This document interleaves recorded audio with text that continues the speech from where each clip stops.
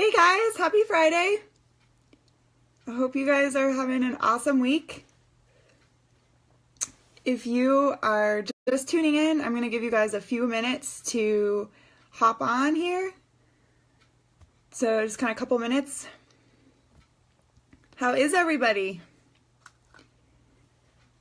It's getting ready to be the end of October. It's like 78, 74 degrees here in Denver.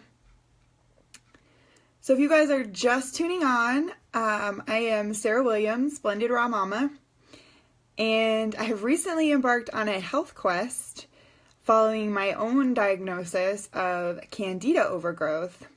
And I have been led to share this with you guys. I'm super excited for today's topic.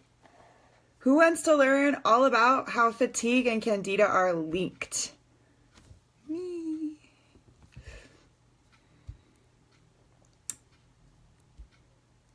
So I'm going to give it a couple more minutes for people to hop on. I'm going to try to keep these videos about 10 to 15 minutes. So if you have any questions or comments, just feel free to reach out to me directly. You can either message me or you can get a hold of me via email at blendedrawmama@gmail.com.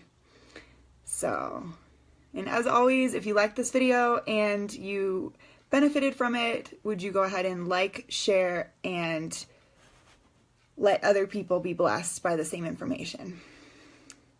So, all right, let's get started. So I'm going to do a recap kind of on what we talked about last week.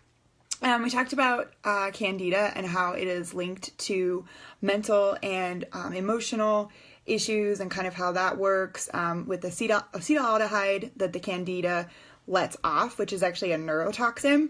And interestingly enough, I learned through this sort of going through the beginning of doing this live that acetaldehyde actually is the exact same thing that is produced when you have a hangover. So that's kind of a great segue into my live today, which is all about feeling tired.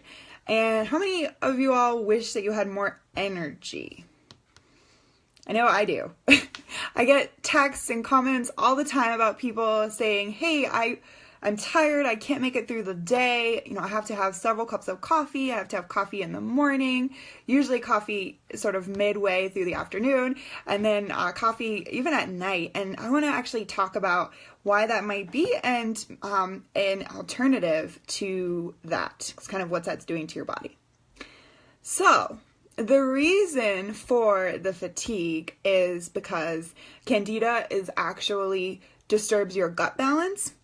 And it disturbs your gut flora. And as we learned through leaky gut and IBS and different things like that, the Candida, byproducts of the Candida, the acetaldehyde, the neurotoxin, actually leaches into your bloodstream and creates all of these problems in all of these other areas. So we talked about, a couple of weeks ago, we talked about how Candida affects your gut. And then last week we talked about how Candida affects your mind and kind of your mental processes, how it inhibits your body's ability to store vitamin B12 and how it also taxes your liver. And interestingly enough, the liver is actually what we wanted to chat with.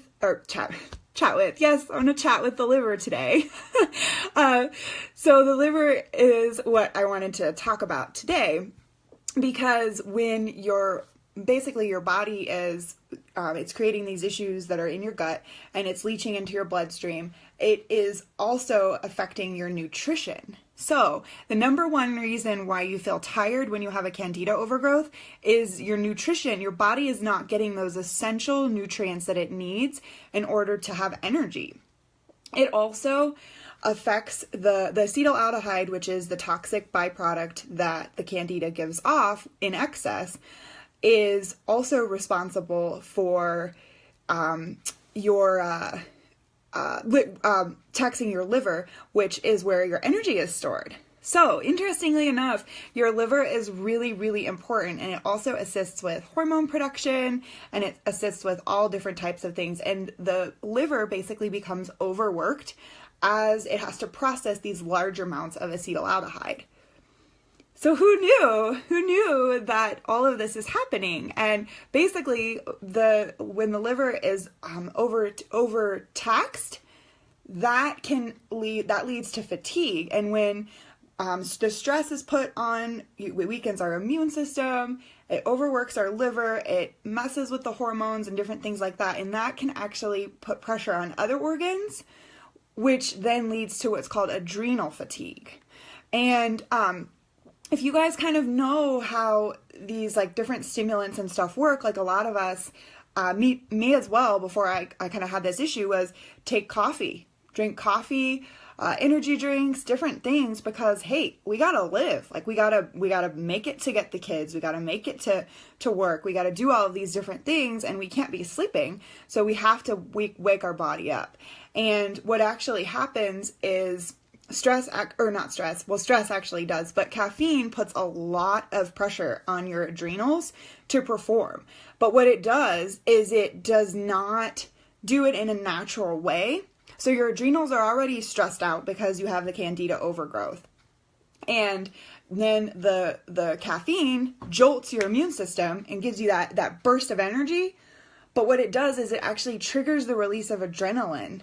And again, your adrenals is where all of those different hormones, and adrenaline is what's responsible for that kind of fight or flight. So you watch a scary movie, your adrenaline starts pumping. You're kind of walking along in a dark alley, and hopefully you're not walking around a dark alley, but if you find yourself in a situation where you have to walk somewhere that's not the greatest, you're kind of looking around and your body is really aware, and that adrenaline is kind of what keeps you going. But unfortunately, the kind of energy that caffeine offers you is not sustainable in the long run, because what happens is people that drink coffee find they have to drink stronger and stronger cups of coffee in order to get that same buzz, because you developed that kind of like the tolerance to it, and that's because it's constantly taxing your adrenals by giving you that burst of adrenaline.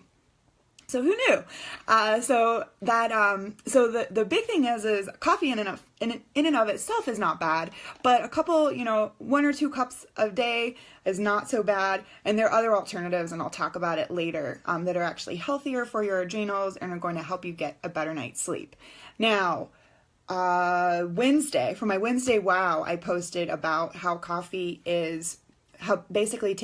takes 8 to 12 hours to metabolize through your system. And if you are drinking coffee at 4 o'clock in the afternoon, by the time you go to bed at 9, 10, 11 o'clock at night, that caffeine hasn't made its way through your system. So make sure when you are drinking those caffeinated drinks that you're just drinking them in an appropriate amount of time so that your body can process them, and make sure that you get the good sleep. So going back to adrenal fatigue, I have adrenal fatigue. It is one of the things that I suffer with the most, is just a general feeling of being unwell. And the way that it manifests itself for me, and there's different people, it manifests itself differently for different people. But the way that it manifests itself for me is I cannot handle stress. So, and what has happened is, again, the acetaldehyde that is putting the stress on the liver and that is releasing these toxins all throughout your blood system is, again, putting that stress on your liver. You're not getting sleep. And other things can cause adrenal fatigue too. So you might not just have a Candida overgrowth. You might have a new baby. You might have a stressful job. You could have a stressful relationship. Any number of those things. I know when I first got married, that did put a lot of stress on me, because not only was I sick, I didn't know what I was sick with at the time, but I was sick. But then I was also in a new situation with a new marriage and a stepson and all that kind of stuff. And you can read more about my struggles with as being a wife and a stepmom on my blog, blendedrawmama.blog. But there's a number of things that can cause that stress, and it's that constant stress that is put on your body, and your body cannot handle it. So what's happening is I go to sleep and I don't sleep at night, and I wake up and I don't feel rested, and I hit the snooze. Some of the common symptoms that you are suffering from adrenal fatigue are you struggle to get up in the morning, you hit the snooze button multiple times, you find yourself craving caffeinated drinks and sodas, you just feel run down. I know my husband, I had to call the bank and do a couple of things, and normal people can handle that kind of stress, but for me, that was through the roof. Like, it was like 2 or 3 or 4 different days of people doing things that they shouldn't have done, and I just had to hand the phone to my husband and say, hey babe, like, can you handle this? Because I can't. And that's because my adrenals are so worn out from dealing with this Candida that they're to the point where they're basically just shutting down. And there's different things that you can do to help support your adrenals, and I'll go into that later when I go into supplements. But the big thing I want you guys to get from this is it's not adrenal fatigue. If you have adrenal fatigue, is not something that goes away overnight. And by taxing your body by adding in caffeine or adding in different things, again, there are natural sources of energy, and there's different supplements and stuff to help with that, and we can go over that at a later date. But basically lowering down on the caffeine. One alternative to caffeine, if you are a coffee drinker and you are resonating with this and you would just like to maybe cut down on the caffeine, there's an alternative to it. You can use chicory coffee, and that actually has it really helps with the rebalancing of your gut flora and producing those healthy enzymes, which again, you're not getting because the Candida is robbing you of it. So anyway, I hope you guys found this helpful.